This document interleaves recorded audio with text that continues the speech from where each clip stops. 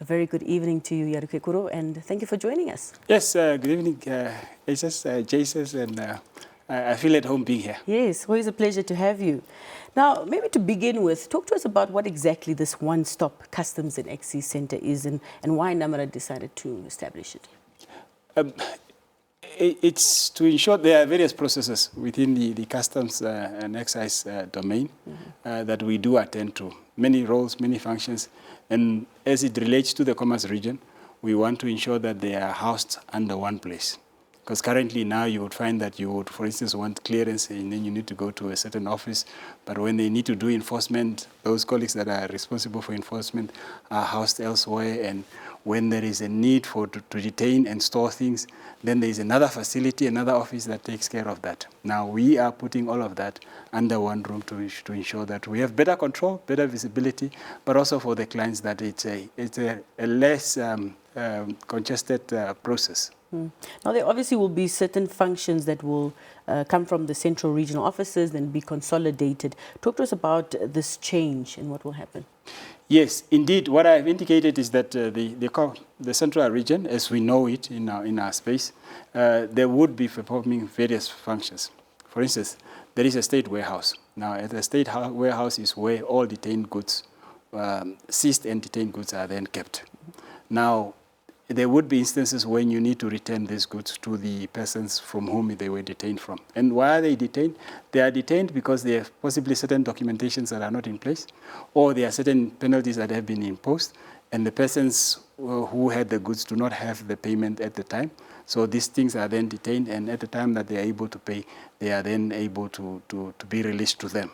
Now, in the event that they are prohibited goods, that means those are goods that are not supposed to enter this market or this space, those would then be detained, and after a period, they then need to be destroyed. So there's one function, the storage of detained and seized goods. Another one would be clearance. When there are certain goods that needs to be cleared, there would be certain officers that would perform the clearance function, and then they are housed elsewhere. And then you have other goods that now they do not necessarily require to be cleared, but then when the clearance process is done, there might be a need for people to do physical inspection of this, which is a function under the enforcement. And then you find that also and because it was scattered all over the place, this center that we're talking about provides a solution to that, and it will provide a seamless process so that all of these functions can then be undertaken. Currently, they are being performed within Windhoek or the central region, but it's just that they are all scattered all over town. Let's talk about, obviously, the efficiencies that this one-stop shop will provide, and also improvement in terms of the turnaround times. And that's really the heart of why we are doing this, the efficiencies that comes across that. And the efficiencies is not only on the end of the traders that are subjected to, you go to this office, you go to the other office, now that they are going to one center. But it's also for us, so that we are able to track as to what is happening. Because remember, at the heart of what we're doing, and the law makes it very, very peremptory or compulsory for us to ensure that we do improve service delivery in relation to those that we offer services to. Now, this is an opportunity for us to be able to track the service delivery, and the most important indicator is really whether we're living to the standards that we have set ourselves. For instance, if you have certain goods and you present them for clearance, they should be cleared within this period. We will now be able to track whether that is really what is happening. If we say things that are detained, if after a period of, for instance, the law provides that if there's anything that is detained after 90 days, which is about 3 months, the person does not come back from it, those goods are then forfeited to the state and subject to what the decisions are to be made. It could either be auctioned or could either be donated. It could also be destroyed. Those calls will now be able to be made quite faster. As the current position is, there are certain goods that would have been in our store, in our warehouse for a longer period, and that's because you don't have greater visibility. But with this center that we are going for, that would be enhanced, and it would put us in a position to act more efficiently in relation to the various activities that we are responsible for. I know that our last conversation, you had engagements actually with these small operators, and these are some of the concerns that were raised, especially as a business owner. You've got your turnaround times and your communication to your clients.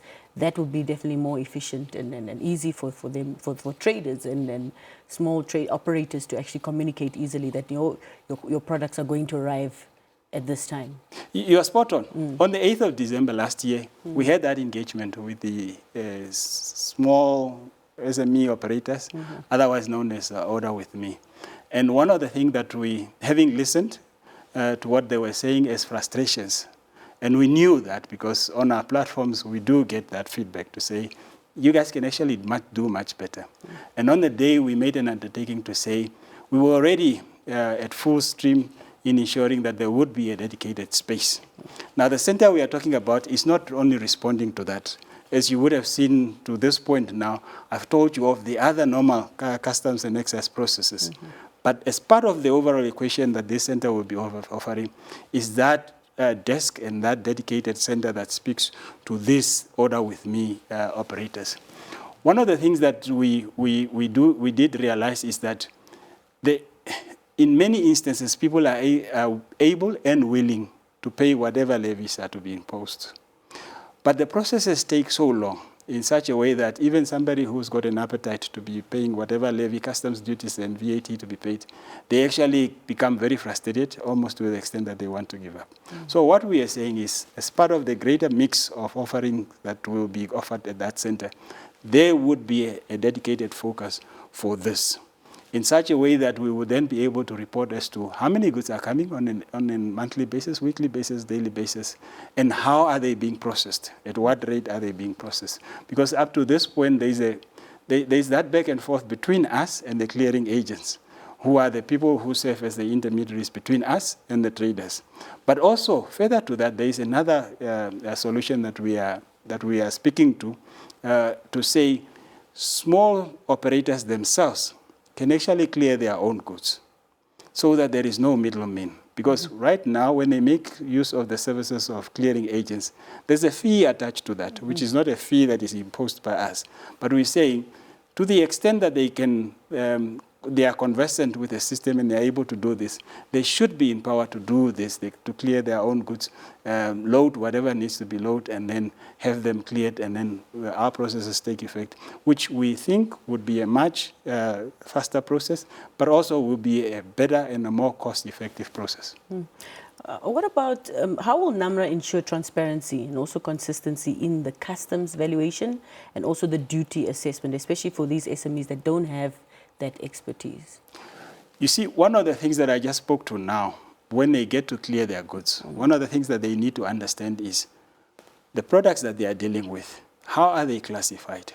What is the code that, as far as the harmonized code arrangement is concerned, what is that code that is applicable to this good? It's something that they will be entering themselves. And then there are issues around the rules of origin. They should also then become conversant with it.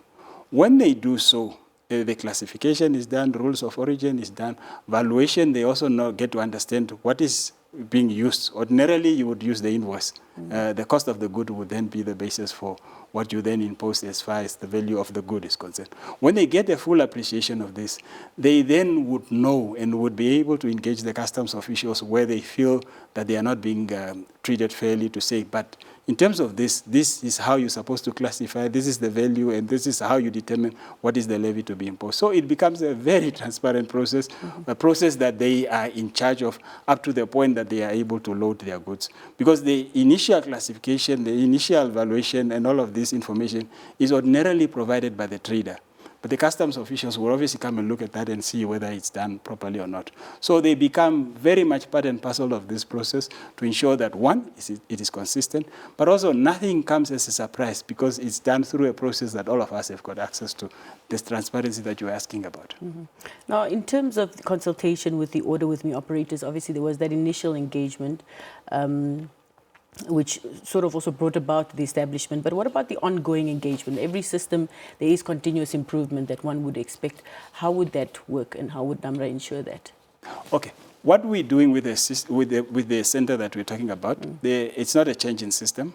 It's also not a change in process, save for the part where we are hoping that they would become, play that role currently played by clearing agents themselves. But the system and that remains the same. However, we are expecting a very streamlined process, a process that they are in charge of. But as we undertook during that engagement, we said there must be a subsequent conversation around March, April this year. We are still very much committed to that. So that what we are going to do through that, during that process, as a first start, is to say, during the last session on the 8th of December, these were the issues, and you would cluster them, possibly not list them one by one, but cluster them and say, these were the issues that you raised. 3 months, 4 months down the line, this is how we have treated them, and these are the ones that are pending, these ones we have closed. And that's how we expect that conversation to continue, so that it does not become just an ordinary talk show, but it's a session that gives us feedback. They play back to us as to what their experience has been, because remember, we can talk about the quality of our service as much as we want. Your service and the value thereof is determined by the recipient of your service. And they are the ones then that will be providing feedback to us as to, in their experience, have they seen a change? If not, what are some of the things that we could do?